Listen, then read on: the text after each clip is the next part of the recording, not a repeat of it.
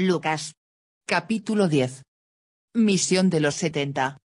Después de estas cosas, designó el Señor también a otros 70, a quienes envió de dos en dos delante de él a toda ciudad y lugar a donde él había de ir. Y les decía, la mies a la verdad es mucha, mas los obreros pocos, por tanto, rogad al Señor de la mies que envíe obreros a su mies. Y, he aquí yo os envío como corderos en medio de lobos. No llevéis bolsa, ni alforja, ni calzado, y a nadie saludéis por el camino.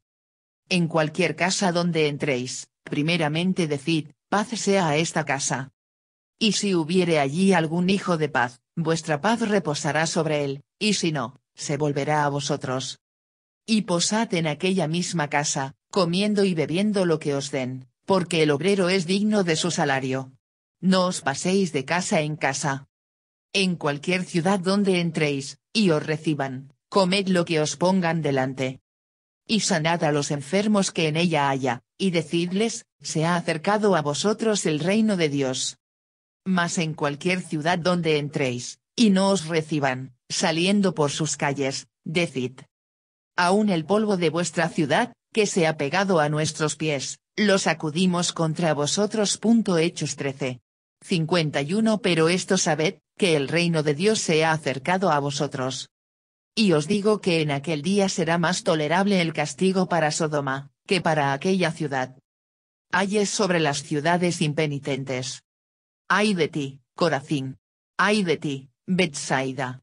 Que si en Tiro y en Sidón se hubieran hecho los milagros que se han hecho en vosotras, tiempo a que sentadas en cilicio y ceniza, se habrían arrepentido. Por tanto, en el juicio será más tolerable el castigo para Tiro y Sidón, que para vosotras. Y tú, Capernaum, que hasta los cielos eres levantada, hasta el Hades serás abatida. El que a vosotros oye, a mí me oye, y el que a vosotros desecha, a mí me desecha, y el que me desecha a mí, desecha al que me envió.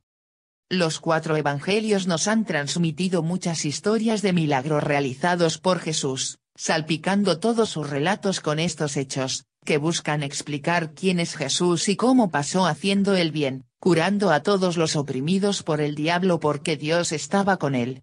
Todos los relatos de milagros no deben ser leídos con los mismos criterios.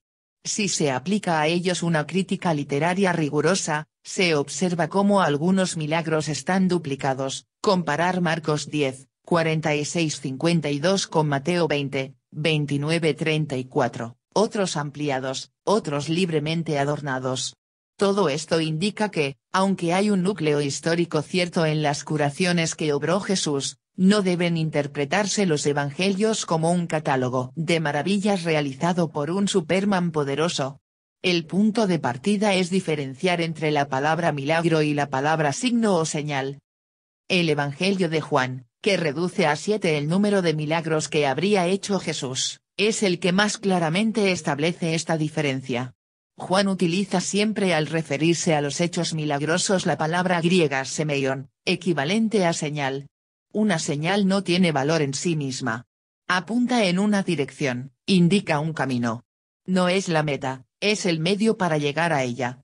Según el Evangelio de Juan, los milagros de Jesús no fueron hechos aislados y maravillosos que él habría obrado movido por la compasión que le inspiraban casos individuales de sufrimiento. Si así fuera, no serían señales de nada, se agotarían en sí mismos. Juan los presenta como signos o señales que deben conducir a la comprensión de la misión de Jesús. Que Jesús de Nazaret haya curado a un paralítico en el siglo I de nuestra era, ¿qué puede significar hoy?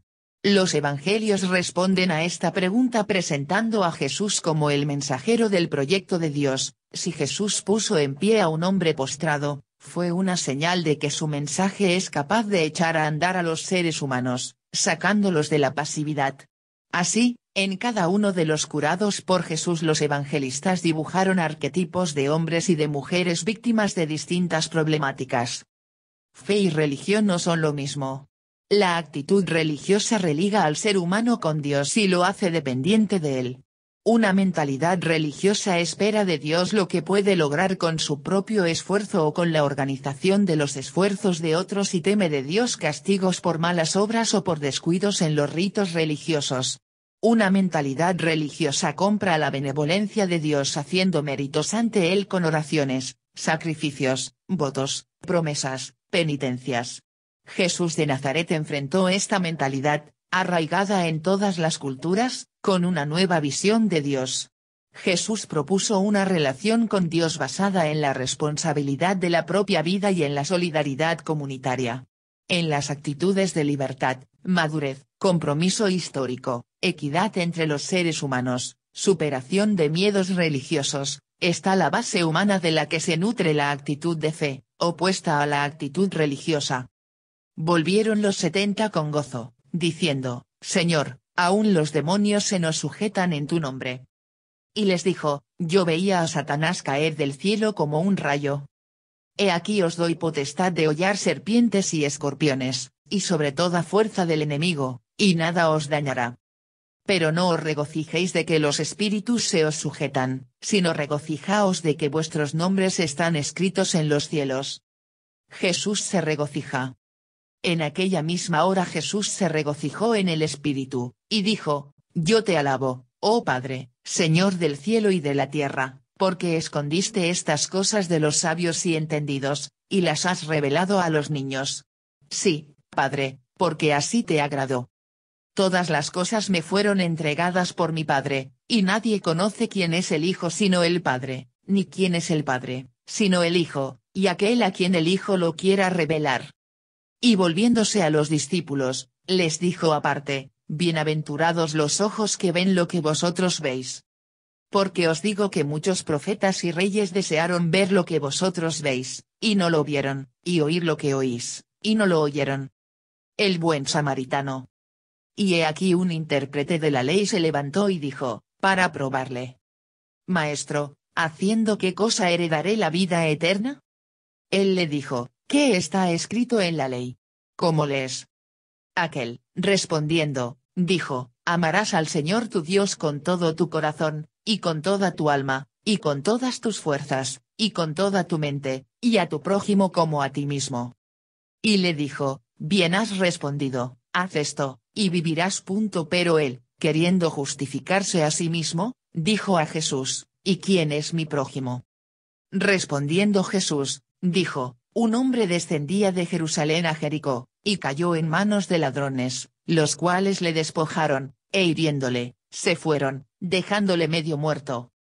Aconteció que descendió un sacerdote por aquel camino, y viéndole, pasó de largo. Asimismo un levita, llegando cerca de aquel lugar, y viéndole, pasó de largo.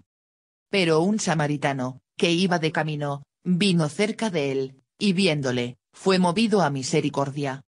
Y acercándose, vendó sus heridas, echándoles aceite y vino, y poniéndole en su cabalgadura, lo llevó al mesón, y cuidó de él.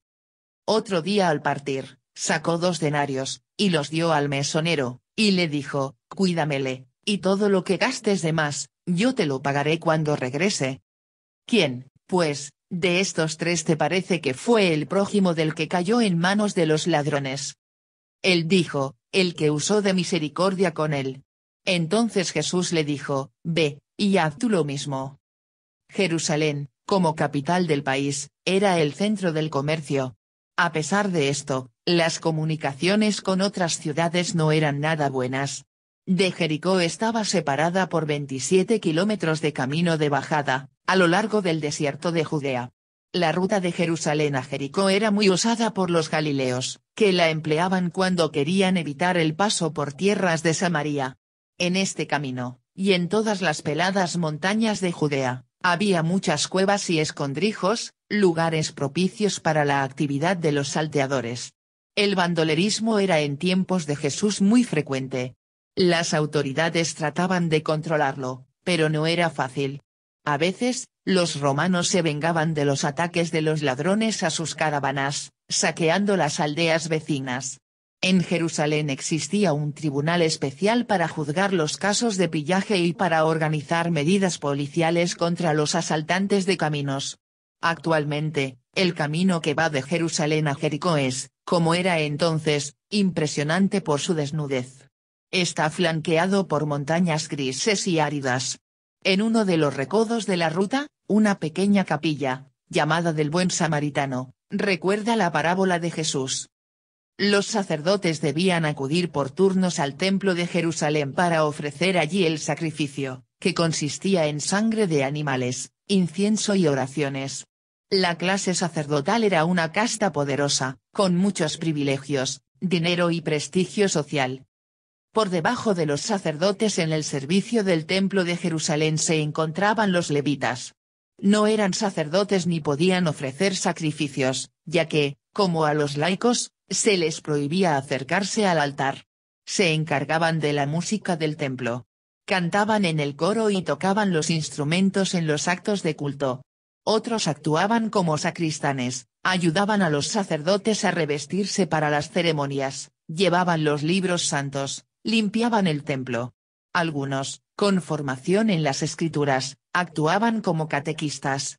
Otros trabajaban como policías del templo. En tiempos de Jesús había unos 10.000 levitas. Para sacerdotes y levitas, el templo, su servicio, su esplendor, era el valor primero, la principal obligación religiosa. Las leyes de la pureza ritual les prohibían acercarse a los cadáveres. Al emplear a un samaritano como tercer personaje de la parábola del buen samaritano, Jesús sorprendió a todos e irritó al teólogo que le había preguntado. Los samaritanos eran muy mal vistos por los judíos, que sentían por ellos un profundo desprecio, mezcla de nacionalismo y de racismo. Llamar a alguien samaritano era un grave insulto. Para colmo, el samaritano del que habló Jesús no era un hombre religioso, sino un ateo. La palabra original que empleó Jesús en la parábola del buen samaritano no es prójimo sino plesion, en griego, equivalente a rea, en arameo, y a nuestra palabra compañero. En tiempos de Jesús se entendía que para agradar a Dios era necesario hacer bien a los demás, pero estaba en discusión quiénes eran los compañeros que debían ser objeto de esta caridad. Los fariseos excluían de su amor a los no fariseos, a la chusma. Los esenios sacaban fuera a los hijos de las tinieblas, que eran los pecadores. Muchos israelitas excluían a los extranjeros. Otros, a sus propios enemigos personales. El compañero, dice Jesús en su parábola, es cualquier hombre o mujer que se encuentre en necesidad. Al final de la parábola se descubre quién fue realmente prójimo del herido en el camino, quién se aproximó a él. Aproximándose, lo convirtió en su próximo, en su prójimo. Jesús enseñó que prójimo no es solo aquel que uno encuentra en su camino, sino aquel en cuyo camino uno se pone. Jesús visita a Marta y a María. Aconteció que yendo de camino, entró en una aldea, y una mujer llamada Marta le recibió en su casa. Esta tenía una hermana que se llamaba Mara, la cual, sentándose a los pies de Jesús, oía su palabra. Pero Marta se preocupaba con muchos quehaceres, y acercándose, dijo, Señor, ¿no te da cuidado que mi hermana me deje servir sola? Dile, pues, que me ayude. Respondiendo Jesús, le dijo, Marta, Marta, afanada y turbada estás con muchas cosas. Pero solo una cosa es necesaria, y María ha escogido la buena parte, la cual no le será quitada. En los días de fiesta era difícil encontrar posada o alojamiento en Jerusalén, por la aglomeración de peregrinos.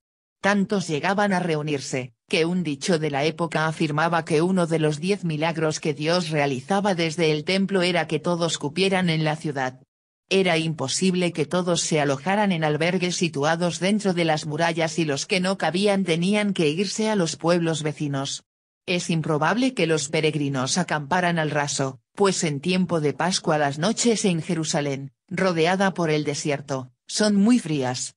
Así como los distintos sectores de la población tenían sus barrios fijos en la capital, así también los distintos grupos de peregrinos tenían sus lugares habituales de hospedaje.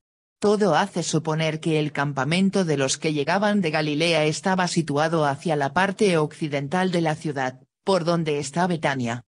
Betania es un pequeño pueblo situado a unos 6 kilómetros al este de Jerusalén, más allá del Monte de los Olivos, en el camino que va a Jericó. Actualmente, se le llama también el Lazarille, en recuerdo de Lázaro. En los sótanos de una iglesia dedicada a Marta, María y Lázaro se conserva una gran prensa de aceitunas y un pozo de la época de Jesús. En toda ciudad israelita relativamente grande había albergues o tabernas para alojar a los peregrinos que iban de paso o a las caravanas de comerciantes. Estas hospederías consistían en un gran patio cercado, con pequeños cuartos alrededor, donde encontraban cobijo tanto los hombres como las cabalgaduras y otros animales. En la actualidad, en los países orientales hay aún hospederías de este tipo, a las que se llama khans, caravasares. En Israel hay una muy antigua en la ciudad de San Juan de Acre, puerto estratégico en tiempo de las cruzadas. Aunque de Lázaro y de sus hermanas Marta y María, nos dan poco datos los evangelios, una tradición cristiana bastante extendida los ha presentado como una familia de clase media o alta, que en una casa cómoda y tranquila recibían como huésped a Jesús, que iría allí como consejero espiritual cuando estaba cansado de andar mezclado con la gente. Esta imagen no tiene ninguna base. Los datos históricos acerca de las hospederías que había en la zona de Betania, cercana a Jerusalén, dan pie para imaginarlos en otro marco, gente del pueblo, que vivía de su trabajo, nada refinado seguramente. Su amistad con Jesús sería fruto del frecuente contacto que tuvieron con él y sus amigos cuando viajaban a la capital,